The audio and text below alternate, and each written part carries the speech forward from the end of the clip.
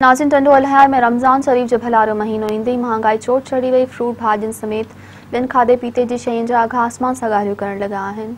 ॾिसूं था नसीर शाह जी ही रिपोर्ट।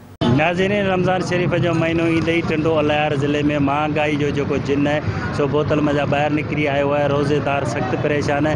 अचो तो उन्हनि खां पुछो त रमज़ान शरीफ़ जे हवाले सां उन्हनि जो छा चवणु आहे। रोज़ डेली वेजिस कमाइण वारो माण्हू केॾांहुं वञे। तव्हां हालत ॾिसो वीचारनि जी। अञा थोरो गाॾो खणी ॿिए थो थिए टूं अचो जो ॿियनि था मथां 100 रुपया रिश्वत वठियो ए था वञनि वरी गाॾी वारा था की पंहिंजी जॻह ते बीठा आहिनि। ग़रीबनि सां ज़ुल्म लॻो पियो। रोज़ कमाइण वारो रोज़ परेशान आहे। तव्हां हिननि खां पुछो रेट लिस्ट जेको हिननि खे ॾिनी अथनि पुछो हिननि खे पए थो हुन में जेका रेट लिस्ट गवर्नमेंट ॾिनी आहे हिननि खे। ख़ुदा ताला हिन ज़ालिम हुकमरान जहिड़ी वफ़ाक़ी हुकूमत तहिड़ी सिंध हुकूमत ॿिन्ही ते ख़ुदा ताला अज़ाब को विझे। ग़रीब माण्हू जो जीअण जंजाल आहे।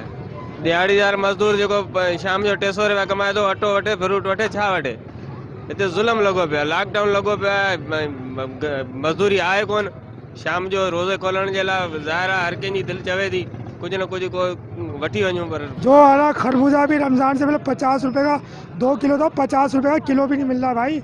और ये केली बिक रही है 90 रुपए दर्जन। 90 केली है, केला नहीं केली है। कोई पुरसाने हाल नहीं है भाई।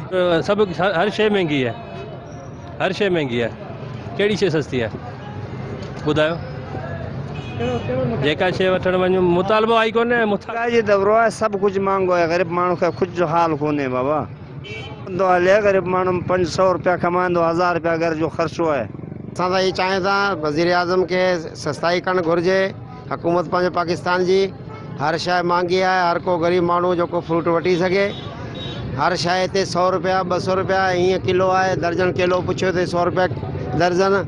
ऐं छाई गुलाब पुछियो आहे 50 रुपया 60 रुपया पैसो। त असां गुंजाइश था करियूं आवाम जे लाइ रिलीफ हुजे ऐं रमज़ान जे महीने में ख़ासि माना के राहत हुजे।